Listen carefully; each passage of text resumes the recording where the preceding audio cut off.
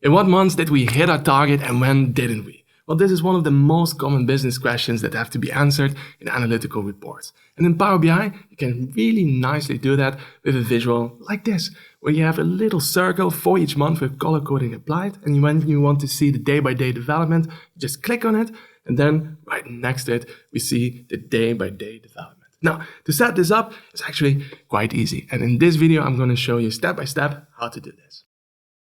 All right, so let's build this example. And you can see we have a drop-down slicer here at the top where we can select an employee. And then for that employee, we see month by month whether they hit their target or not. And that for each year. Now, right next to it, I have another chart where you see the day-by-day development. And here we have two cards that summarize the percentages that we hit our goals and not. Now, we are going to focus on the left-hand side, how to set this up. Now, here we can take different approaches. And my first thought was, okay, let's just build a table or a matrix where we have a vertical breakdown by the year and a horizontal breakdown by the month. And then with conditional formatting, we can put in the icons there in the middles of the cells. All right, now that would look like this.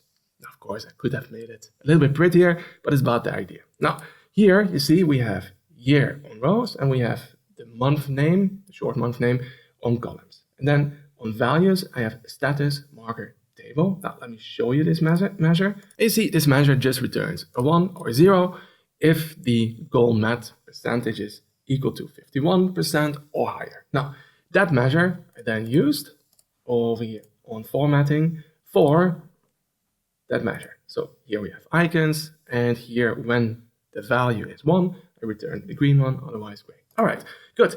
Now, that's all right. However, when I then hover over it, first of all, this hover effect is not so nice. And when I then click, that's pretty ugly, no? So I was looking for a nicer alternative. And that's how I came to the example that we're going to build together. And here you see, this looks much nicer. First of all, we can have the labels in between the different rows. We don't have to necessarily put them on the left-hand side. And when I click on one of the markers, then you see there's no ugly effect with the column header or the row header. It just looks nice. Now let me first explain high level how this chart was built. It's actually just a native line chart visual to which some formatting tricks were applied. So let me draw it. So here you have basically just a line, just like this, that we make invisible at a later point.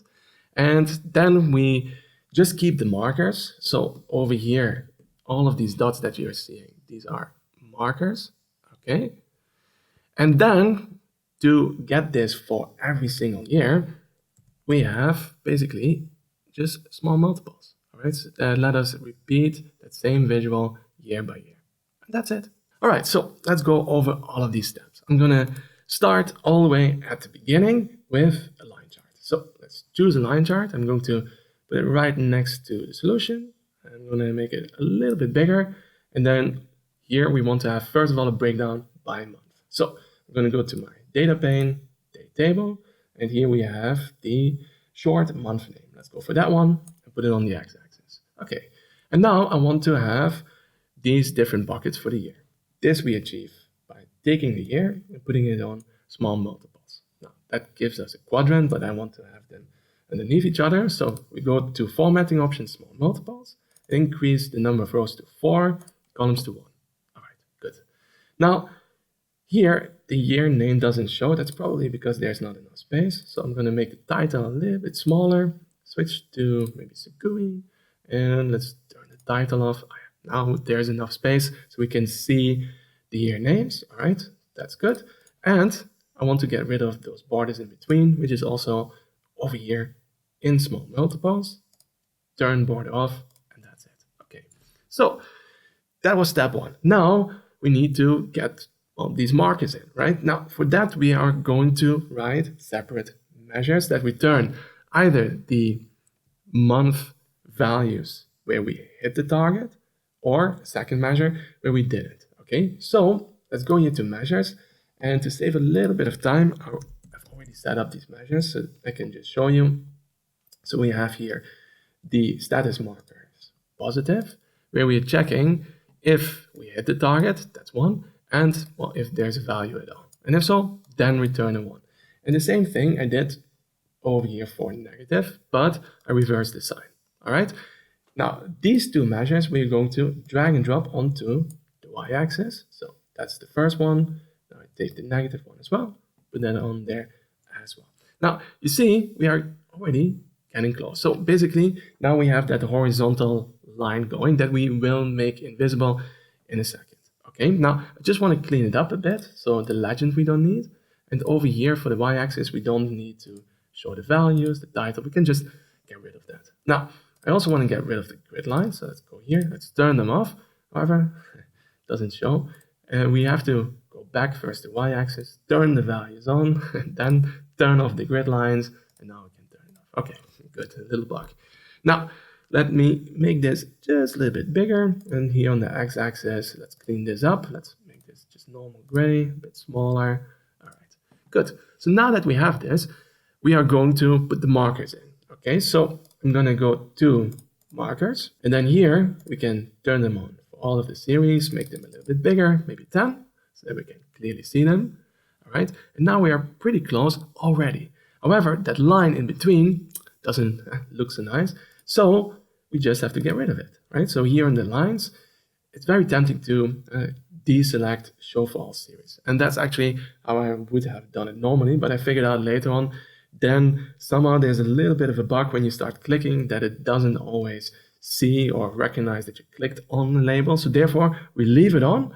But what we are going to do instead is the following. I'm going to put the color for each line to white. Okay, so let's just make it white. And you see the markers disappearing. Don't worry about it, okay?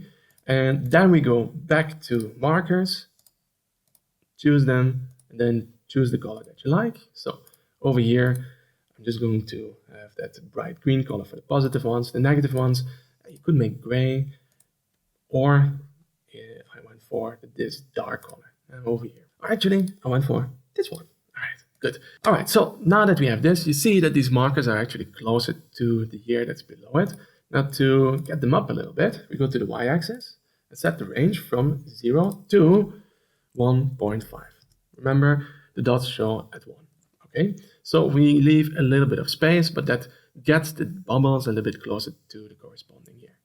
Now, I also don't really want to keep the tooltip, so here in the properties, I'm just going to turn it off.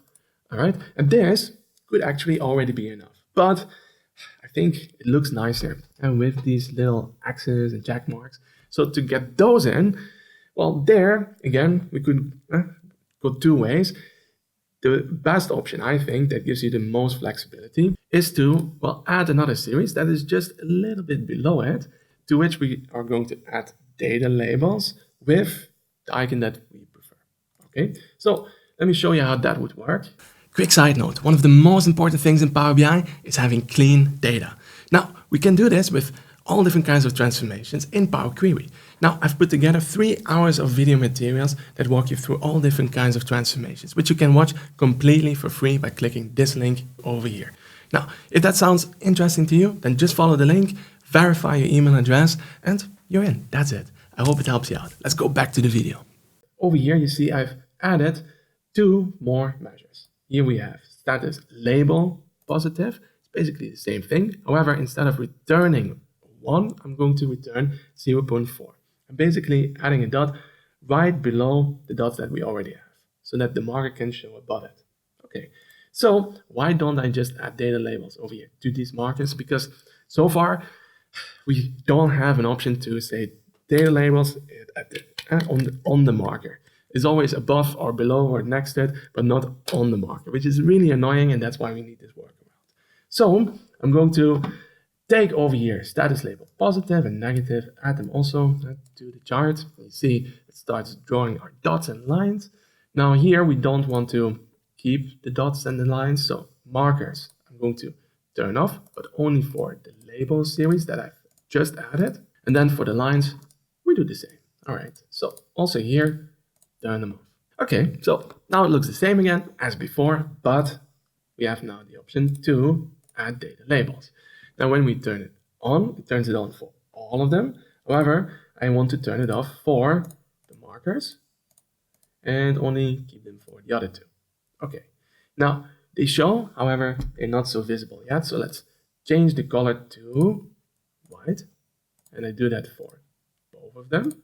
Okay, so now that we have the white color applied, we can actually see the data labels properly. However, it shows 0.4 over there, which is not really what I want to show. I want to have nice, pretty icons. And for that, you see, I have another two measures. Here we have an X, and in the other measure, we have the check mark. It can be any icon that you like. Okay, so I'm using a Unicode character or just some text. So let's go back now to data labels. You select the series where we want to use it. So let's start with status label positive. Then here, the value that shows on the label, we can change. And we can just take the status value for positive. That gives me the check marks. You can also make it bold if you like that a little bit more. And then we do exactly the same for the negative ones. So also here, we have a measurement icon. And you might notice it's a little bit displaced from the center. It's a bit more up. Now, two ways to solve it. We can either play around with that 0.4 number in the measure, where we draw the line underneath the main markers that you see, or we can resize the visual up and down. Okay, so that's up to you. Now, when I make it a little bit bigger, I see the title pops up again, so I have to go here to the x-axis, turn the title off, and now we're pretty close to the end result. All right, so you see, we had to go through a few steps to get there. However, it's really nice and it gives us a lot of flexibility. This is just one example. We can play around with the marker styles, right? And what we are showing on the data labels. So if we go back here and let's have a look at the markers, okay? And let's pick one for the positive ones. There we have the dots, or let's actually switch to the negative ones. Here, the type we can also change to, let's say, this little line. And then we can also rotate that line, right? So we can put it at an angle. Now, of course, then I would not show the data label anymore, but you get the idea, right? So it gives us a lot of flexibility. And on the data labels, we can also show different icons. So be creative. Now, another alternative that I've built before looks like this one over here, which is actually a little bit different from the marker example before, because these are not markers. These are data labels. Now, how I've built it in this version is that I turned all of the markers off. You see, it's all off. Yeah. However, I have only two measures on the y-axis. And if I go here to data labels, well, and then to value, then you see over here, I'm showing those icons on values that I was using before. And then I just turned on the background.